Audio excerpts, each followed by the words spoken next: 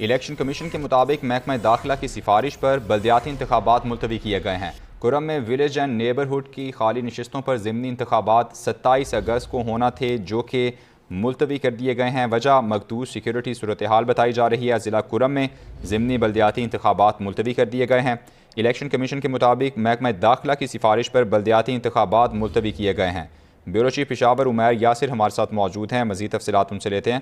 عمیر بتائیے گا کیا وجہ بنی؟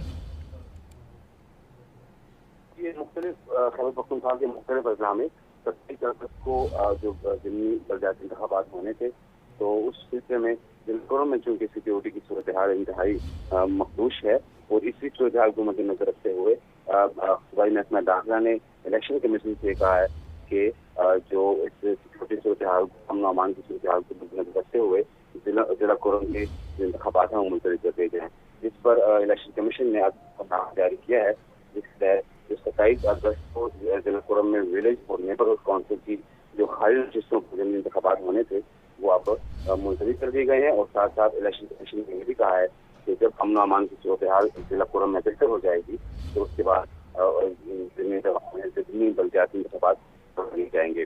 تو 27 اگست کو صوبہ خیبر پختونخوا کے مختلف جو اضلاع تھے وہاں پہ ضمنی انتخابات اپنے معمول کے مطابق ہو رہے ہیں، سوائے ضلع جہاں پہ سیکیورٹی کی وجہ سے انتخابات کو ملتوی کیا گیا ہے۔ ٹھیک ہے، بہت شکریہ عمیر، آپ نے اپڈیٹ کیا۔